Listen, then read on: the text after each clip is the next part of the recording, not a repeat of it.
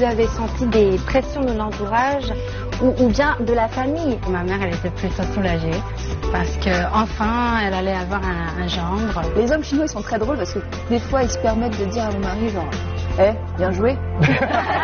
Vous vivez avec votre mari respectif tous les jours. Est-ce que on arrive toujours à respecter les valeurs de l'autre, les habitudes de l'autre? Je crois que le secret dans un couple multinational, c'est avant tout de s'adapter à la culture de l'autre. Souvent, on perçoit les autres cultures à travers le filtre de sa propre culture. Le principe numéro 1, c'est la femme qui a toujours raison.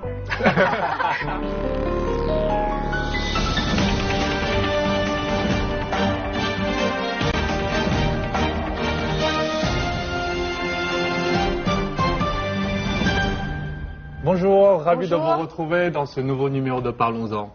Avec le beau temps qui arrive, nous avons envie dans ce numéro de Parlons-en de nous intéresser aux histoires d'amour et en particulier ces histoires d'amour chez les couples mixtes. C'est donc notre thème aujourd'hui, le mariage mixte et le couple mixte.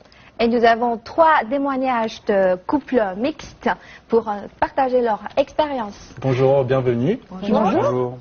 Elsa Sereux, notre présentatrice du journal Le CCTV français. Rui, professeur à l'Université des langues étrangères numéro 2 de Beijing. Bonjour. Bonjour. Yves, aussi notre collègue présentateur du journal Le CCTV français. Bonjour. Bonjour. Alors, on va parler de mariage mixte. D'abord, le couple mixte, c'est d'abord un couple qui s'aime. Donc, c'est l'amour qui vous a unis. Est-ce que vous pouvez nous raconter un peu votre histoire d'amour? Comment vous êtes rencontrés? Est-ce que déjà, pour commencer, vous êtes tous mariés? Déjà, parce qu'on parle de mariage mixte, vous êtes mariés? Et Moi, vous je suis mariée. Non. Je suis fiancé. Fiancé. Donc, pareil, sur le pareil. point d'être marié. On va essayer de lui faire peur. Voilà, on va voir dans 30 minutes. Si Alors, vous on va avez commencer toujours, par votre histoire. Bah pourquoi pas. Moi c'est une histoire somme toute très banale. On s'est rencontrés dans le cadre d'un anniversaire et en fait je venais de me séparer d'une jeune fille. Donc j'étais célibataire, comme disent les Chinois, je crois c'est Dan Shen Go, n'est-ce pas? Et pour le coup, donc au cours d'une soirée, j'ai eu la chance de rencontrer ma copine. Et ce n'a pas été la grande histoire d'amour directement. Ça a commencé par une amitié très simple. Et avec le temps, des sentiments se sont développés et on a fini par se mettre ensemble. Et ça fait à peu près maintenant 5 ans et demi qu'on est ensemble. Donc votre fiancée est une chinoise. Et chinoise originaire de la région de la province du Jiangsu, Nanjing. Oui. Et parmi vous, il n'y a pas une histoire d'un coup de foudre? Moi. Ah, pardon, oui, moi c'était total coup de foudre. C'était une journée où je ne travaillais pas, j'étais de congé. C'était en semaine et j'étais dans un café en train de réviser des cours de coréen. Et parce que j'avais un cours de coréen juste après, et je révisais. Et là, dans ce café, j'ai aperçu un garçon qui est venu comme ça et j'ai fait... Hop, voilà, le monde s'est arrêté, je ne savais plus ce que j'étais en train de faire et j'avais juste la bouche qui pendait bêtement comme ça. Et comme un fait exprès, il est venu s'asseoir à proximité de là où je me trouvais. Et on n'arrêtait pas de se regarder, mais très, très timidement, comme ça. Moi, j'étais toute rouge, lui aussi, c'était un peu... Et comme j'étais très pressée par le temps, parce que je devais me rendre à mon cours le plus vite possible, je me suis dit, est-ce que j'y vais, est-ce que j'y vais pas, est-ce que je lui parle, est-ce que je lui parle pas. Du coup, j'ai trouvé une solution un petit peu... une solution un peu facile, c'est-à-dire que j'ai écrit mon prénom et mon numéro de téléphone sur un petit papier. Je me suis levée, je l'ai jeté sur sa table et je suis partie presque en courant. Parce que je voulais pas voir sa réaction, je voulais pas voir une tête toute surprise ou quoi que ce soit. Et 5 minutes après, j'ai eu un message sur mon téléphone dans un anglais parfait. Et il me disait qu'il était ravi d'avoir reçu mon petit mot et est-ce que j'étais libre à dîner le soir même. Et j'ai dit, bien sûr. Et oui aussi, vous avez rencontré votre mari aussi en Chine? En France, à Paris. Comment? Dans un café. Non, une amie commune. On s'est fait connaissance, mais je crois que sincèrement, c'est lui qui a eu le coup de foudre. Moi, je n'étais pas au courant. Et donc, il m'a invité à aller au cinéma, etc. Et au bout d'un moment, je me suis rendu compte et voilà, de mon côté, c'est venu petit à petit. C'était un petit fleuve très doux. Quelle stratégie a-t-il utilisé? Sa patience, sa persévérance et sa douceur. Est-ce qu'avant de rencontrer votre moitié, vous aviez déjà une préférence, par exemple, pour Asiatique. les Asiatiques, ou c'était complètement inattendu? Peut-être que Non, moi vous n'avez jamais pensé à sortir déjà avec, fréquenté des Chinois avant lui, Oui. donc je connaissais entre guillemets un peu. En arrivant en Chine, bon, ça fait 5 ans que je suis en Chine. À la première année, j'étais une sorte d'étudiante en fait, et quand je suis arrivée en Chine la première fois, je m'intéressais pas du tout aux Asiatiques, mais pas du tout. Quand je dis pas du tout, c'est pas du tout. Et un jour, j'ai vu un homme très très beau dans le bus, un Chinois très beau. J'ai dit, finalement, il y a du potentiel. Et je me suis aperçue qu'en fait, maintenant, je n'aime plus que les Asiatiques. Voilà, je regarde plus les hommes blancs, désolée. Eh bien, je m'en vais. Voilà, et du coup, voilà, j'ai commencé à fréquenter des Chinois. Je me suis aperçue qu'ils avaient non seulement un grand potentiel, mais que c'était aussi des hommes très charmants dans leur manière d'être. Voilà. Est-ce que c'est très courant? Parce que j'ai l'impression que nous voyons beaucoup plus les femmes asiatiques avec des étrangers que dans l'autre sens. Oui, ça c'est vrai. D'ailleurs, quand on voit un couple comme nous, c'est-à-dire fille étrangère Il y a un et homme étonnement chinois, on fait de la part. regarde, ils sont comme nous. Ah, aujourd'hui j'en ai vu un, ou aujourd'hui j'en ai vu deux. Il y a un étonnement, je sais qu'il y a... Alors, il va y avoir de plus en plus de couples comme le mien, c'est sûr, puisque maintenant, avec la vague, c'est surtout les séries coréennes, etc., qui débarquent en Europe et qui font un ravage. Il y a beaucoup de jeunes filles françaises, maintenant, qui fantasment complètement sur les hommes asiatiques. Donc, moi, je trouve ça très bien. Et je pense que maintenant, j'ai pas créé une communauté sur Internet, mais disons que j'ai eu l'occasion de discuter avec des gens en ligne, un forum exactement, et je me suis aperçue qu'il y avait pas mal de Françaises à Pékin qui se fiançaient ou qui se mariaient avec des Chinois.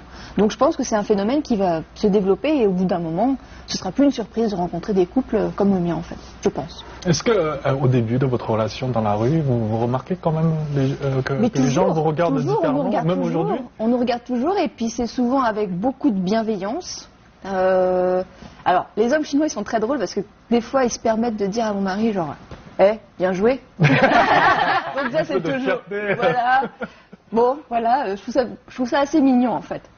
Même quand on va, je sais pas si c'est pareil pour vous, quand on va dans des restaurants ou des choses comme ça, souvent les serveurs sont plus bienveillants à notre égard. Ils vont être peut-être plus gentils. Et puis j'ai souvent le droit à des compliments. Vous êtes très jolie, machin. En fait, vous êtes un beau couple. Vous aurez des beaux enfants, parce que les enfants eurasiens ont toujours beaucoup de succès. Donc voilà. Donc c'est souvent des regards bienveillants et pas admiratifs, mais presque. Et vous Est-ce que vous avez senti des pressions de l'entourage ou bien de la famille? Dans ma famille, non, j'ai pas senti de vraie pression. Je dirais même que ma mère, elle était plutôt soulagée parce que enfin, elle allait avoir un gendre. Parce que je pense qu'elle devait s'inquiéter pour moi. Elle devait se dire que je n'allais pas trouver de mari, etc. Vous avez quel âge à ce moment-là? 25, 26 ans. C'est jeune encore. Non, mais c'est pas parce que j'étais vieille. C'était pas ça. C'est que je pense que j'ai un caractère qui est pas vraiment typique, traditionnel, chinoise très douce, avec des grands cheveux, des cheveux très longs, etc. Mais c'est pas vrai du tout. Donc, voilà, je pense, hein, dans ma propre pensée, je me disais que je correspondais pas au profil standard recherché des hommes chinois. Et donc ma mère aussi, elle se disait ça. En tout cas, elle a eu rien, mais pas du tout de réaction de mauvaise surprise. Non. Non, elle était plutôt contente. Et vous avez rencontré votre mari donc en France. Oui. Est-ce que en France, quand vous vous baladez, quelle était la réaction des gens à Il n'y avait votre pas égard? de réaction parce que les gens, ils sont tellement habitués à ça. Oui. Non, ils n'ont pas de Donc, très réaction. différent de la réaction que vous Exactement. pouvez. Oui, il y a des réactions en Chine, Quand mais on va en France non. tous les deux, personne ne nous regarde. Mais personne du tout. Voilà. Maintenant, les Français se marient de moins en moins. Ils optent plutôt pour le pacsé. Et donc, vous n'êtes pas encore marié, mais vous êtes fiancé. Fiancé, oui. Comment vous avez arrivez-vous à faire la décision de se marier? Alors, je n'ai pas encore pris cette décision, dans un premier temps.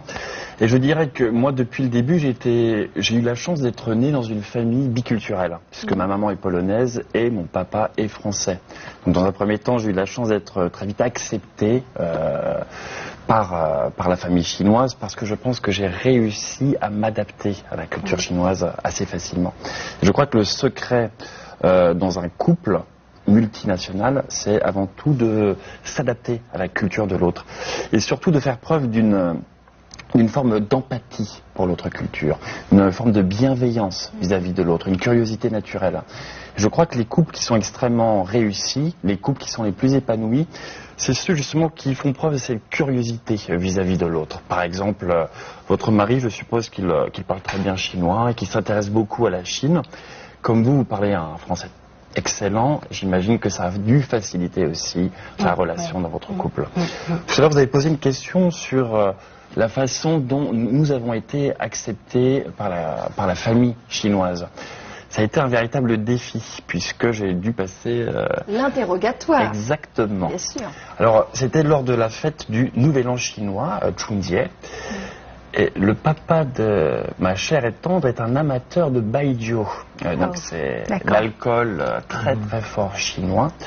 Et donc j'ai dû faire preuve, j'ai dû lui montrer que j'étais un homme et que j'étais capable de tenir l'alcool.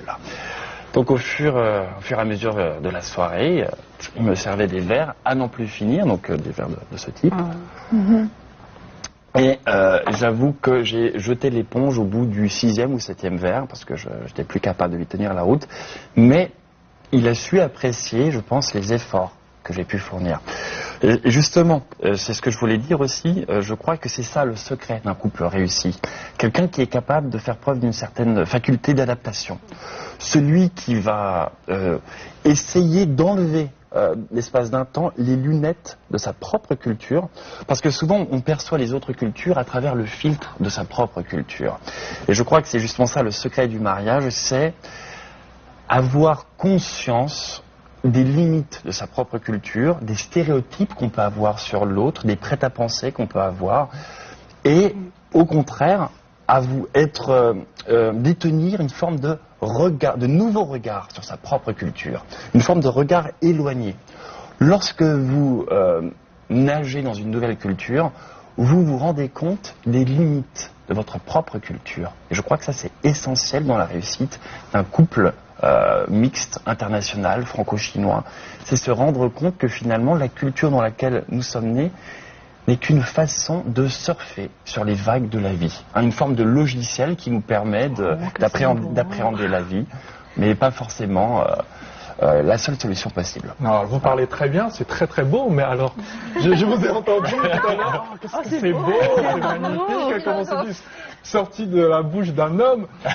Alors, est-ce que c'est possible, dans le quotidien, tous les jours, vous vivez avec votre mari respectif, tous les jours, est-ce que on arrive toujours à respecter les valeurs de l'autre, les habitudes de l'autre? Eh bien, Sophane, vous soulevez un point très intéressant, parce que moi, la culture de l'autre, des fois, elle me saoule.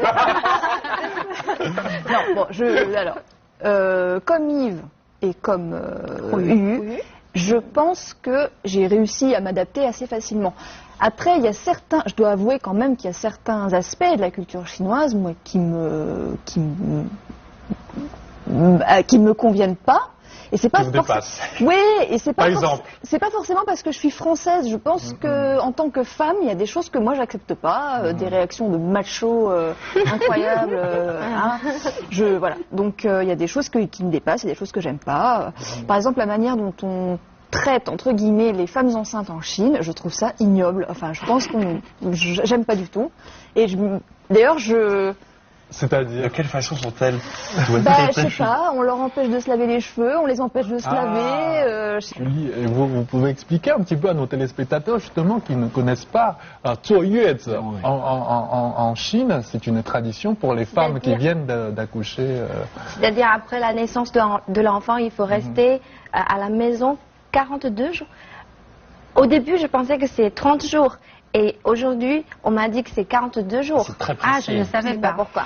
Je ne suis pas encore mariée, je n'ai pas d'enfant. Impossible de se laver. Il ne faut pas se laver. Je pense Les que cheveux. c'est un petit peu, c'est une doctrine. Après, il y a des fondamentalistes Ouais. et d'autres qui sont plus rénovateurs. Pour les plus réservés, on peut rien faire. Hein. On peut vraiment rien faire. Mais pour quelle raison? Ils ont peur que la femme attrape froid, qu'elle se casse les os, parce qu'apparemment après l'accouchement, les os sont très fragiles, etc. Et que s'il y a un courant d'air, on attrape le froid, que le bébé attrape le froid, etc. Donc Ça part d'un bon sentiment. oui, mais après, pour les gens qui ne s'identifient pas à cette doctrine-là, ça peut être vraiment violent. Moi, j'ai aperçu ça comme une violence. Donc, il fallait tout le temps jouer la stratégie. La solution, ça peut être de couper la poire en deux. Faire un petit peu des concessions, faire la moitié de Huez, n'est-ce pas? Ne faire que la moitié du temps, pourquoi pas? Oui, mais après, j'ai renvoyé mes parents. J'ai renvoyé mes parents, c'était bon. Mais après, il y a toujours les voisins, hein. De bon cœur. Et vous dites qu'à ce niveau-là, vous n'êtes pas très chinoise dans cette habitude, mais alors dans la vie avec votre mari français, est-ce qu'il y a des choses aussi chez le français qui vous dérangent? Il y a deux choses. Il y a quand même deux choses qui sont très difficiles pour moi de m'adapter. Un, c'est son côté rationnel. S'il y a une dispute, à qui la faute, qui a fait la faute, on va expliquer les faits et voilà. Mais pour moi, il y a un élément culturel qui va attendre de sa part des gestes où il essaie de se faire pardonner même si c'est pas de sa faute. Parce que le principe numéro 1, c'est la femme qui a toujours raison. À ce niveau-là, vous êtes bien chinoise. Oui, mais j'attends 1 heure, 2 heures, ça vient pas, et après je me dis je laisse sauver, je suis nulle. Je vais essayer de m'adapter. Plus qu'une différence entre français et chinois, je dirais que c'est la différence entre hommes et femmes. Exactement, je sais pas si c'est la différence entre différentes cultures ou hommes-femmes. Exactement. En fait, moi avec mon mari, effectivement, c'est un peu comme vous, plus que des différences entre français et chinois, c'est vraiment entre hommes et femmes. Les gros clashs, je dirais.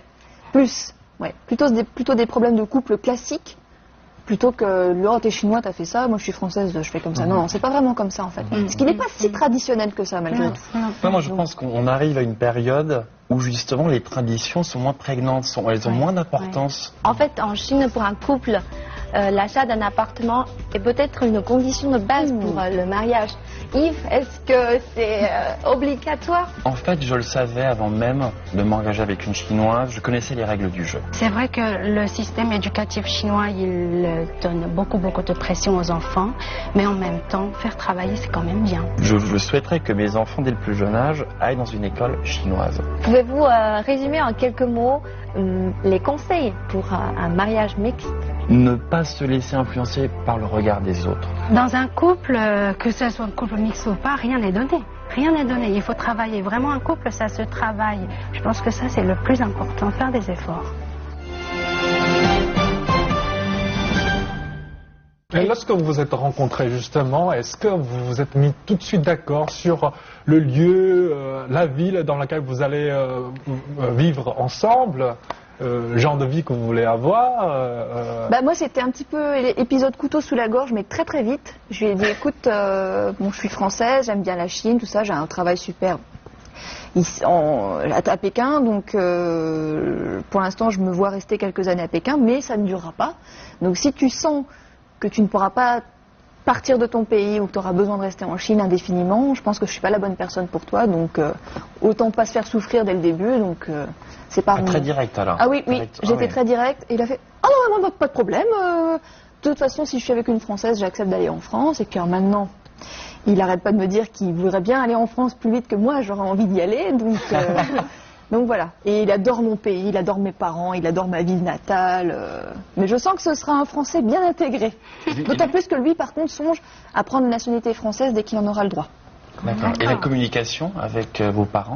Nickel, pas de problème, il s'adore, ma mère l'adore. D'ailleurs, je la soupçonne de l'aimer plus que moi, des fois. Non, mais elle lui passe tous ses caprices, c'est génial, il s'adore, enfin bon. En fait, en Chine, pour un couple, l'achat d'un appartement est peut-être une condition de base pour le mariage.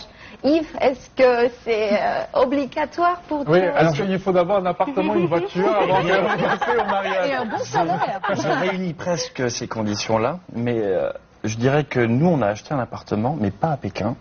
On a acheté à Pékin dans sa ville natale, Nanjing, et c'était plus en fait une méthode d'investissement. Je dirais oui pour la belle famille, l'appartement c'était important, mais maintenant ils ont vu qu'on était capable d'en acheter, donc les choses sont Le contrat acceptées. est rempli. Le contrat est rempli, donc je suis bien accepté par la belle famille. Mais vous sentiez qu'il y avait quand même cette attente-là du côté de la belle famille? En fait, je le savais avant même de m'engager avec une Chinoise, je connaissais les règles du jeu. Je savais qu'en règles du jeu. Non, mais on ne se En France, on a coutume, on a tendance à, lorsqu'on invite une femme au restaurant, qu'on va peut-être partager, ça peut arriver, moi je ne le fais pas, mais certains de mes amis français vont partager l'addition. En Chine, je ne l'ai jamais fait, je paye toujours. Parce que c'est un peu... En chinois, vous dites aussi toujours, il faut s'adapter à l'autre culture, un jour je suis en Suisse-sous. Voilà. Et c'est ce que je me suis efforcé de faire ici, du mieux possible. Il ne me reste plus qu'à me marier pour devenir définitivement complètement chinois. Non, je dirais qu'en Chine, les enfants, puisque c'est des petits empereurs, n'est-ce pas, ils ont une importance capitale dans la famille des Chinois.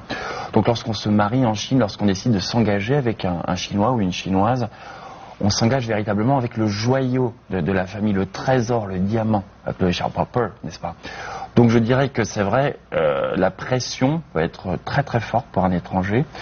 Alors, où on l'accepte ou on l'accepte pas, mais du coup, sachant cet état de fait, je me suis dit, je vais devoir faire beaucoup de concessions, mais par amour pour ma copine, pour ma fiancée, je vais accepter de faire ces concessions-là, même si c'est des choix qui nous engagent, et qui nous engagent aussi avec l'ensemble de sa famille. On sait tous que l'éducation traditionnelle chinoise, c'est quand même une éducation très sévère, stricte. Les enfants sont très cadrés dès leur petite enfance à suivre des cours, à toujours avoir 10 000 activités. Donc, être les meilleurs en classe. Oui, il faut toujours être les meilleurs. Donc à ce niveau-là, vous, quel genre d'éducation vous avez reçu lorsque vous étiez petite? Est-ce que c'est la même éducation que vous essayez de donner à vos enfants aujourd'hui? Non, c'est pas la même, c'est pas du tout le même style. Moi, à mon époque, je pense que les gens, il y avait même pas ce concept de éducation, de modèle éducatif, de philosophie éducative. Il n'y avait pas juste que je fréquentais une école. Mes parents, ce sont de simples ouvriers. Maintenant, moi, j'ai eu la chance de faire l'université et je suis allée plus loin. Donc, je me fais mon idée. Je pense qu'il faut trouver vraiment un juste milieu. Je pense que c'est vrai que le système éducatif chinois, il donne beaucoup de pression aux enfants, mais en même temps, faire travailler, c'est quand même bien. Donc, il faut trouver un juste milieu. Je me dis que si je pouvais trouver et le côté je fais travailler dur de l'école chinoise et le côté émancipateur de l'imagination des enfants, ce serait parfait. Nous, même si on n'a pas encore d'enfants, mais je suis déjà un peu dans le conflit avec ma compagne. Puisque enfin, un conflit chez vous.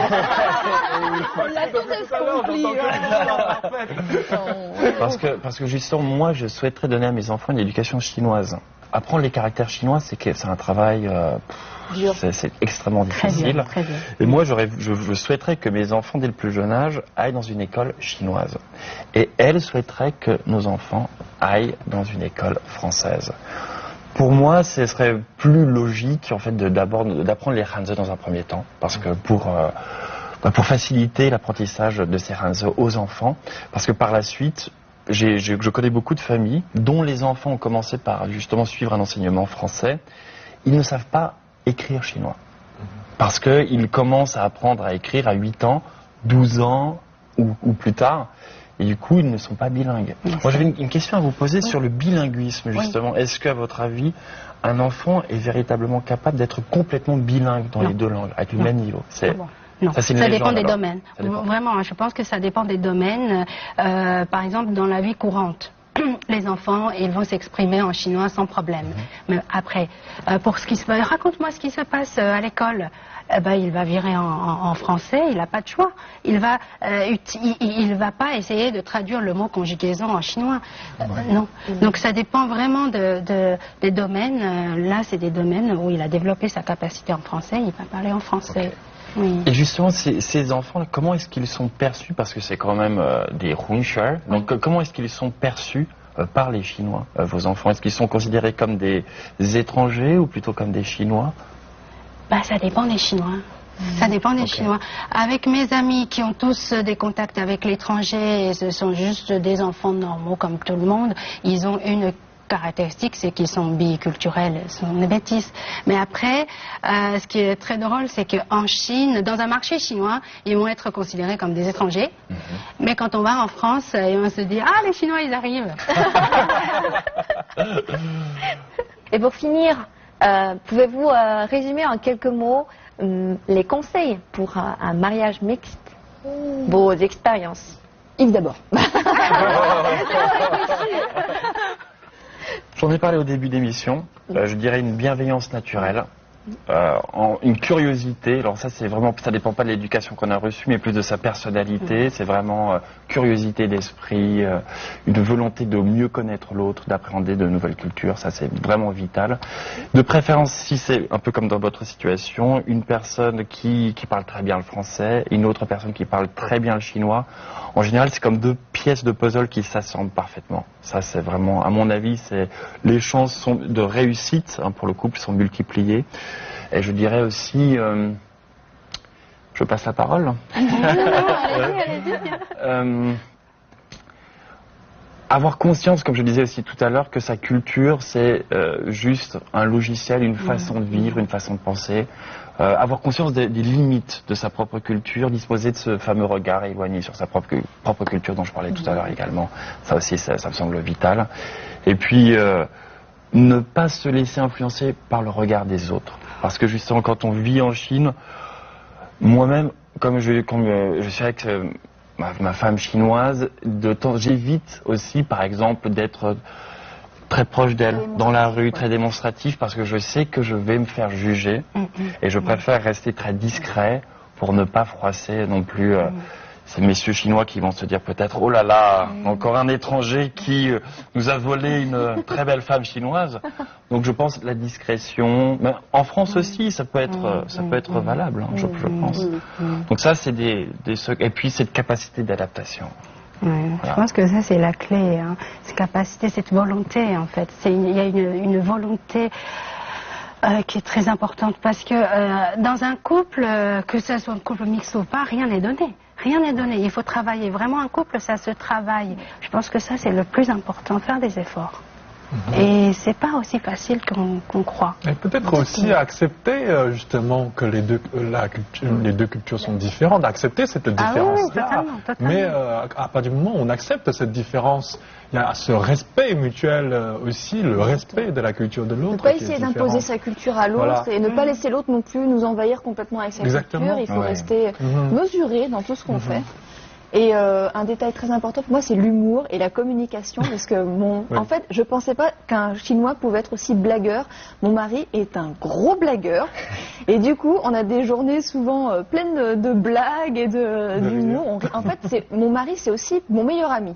Je dis ça comme ça parce qu'il me fait rire, mais des fois, je me roule par terre tellement je rigole. Il est vraiment, c'est un comique, quoi, c'est un clown. Donc, du coup. Même quand on a des conflits, on résout tout par le dialogue, la communication évidemment, et l'humour, c'est très très très important. Je pourrais pas être avec quelqu'un qui me fait pas rire déjà, ça c'est essentiel. Et puis évidemment, comme vous avez dit, la curiosité pour la culture de l'autre, et puis la compréhension. Mais effectivement, comme vous avez dit, Stéphane, faut pas non plus se laisser manger par le regard des autres et par la belle famille. Et parfois, il faut aussi rester un petit peu soi-même aussi, parce que sinon, je vais pas non plus me convertir à devenir une chinoise ou quoi que ce soit. Non, pas du tout. C'est pas le but recherché. C'est peut-être justement en étant vous-même et en étant aimé, parce que voilà, que c'est le charme à opérer. Que cette relation va perdurer. Exactement. Et voilà. Et oui. Merci d'être avec nous aujourd'hui pour partager vos histoires d'amour et vos expériences. Merci à vous de nous suivre tous les samedis sur CCTV français dans Parlons-en. Au revoir. Prochaine. À la prochaine. 因为爱情不会轻易悲伤，所以一切都是幸福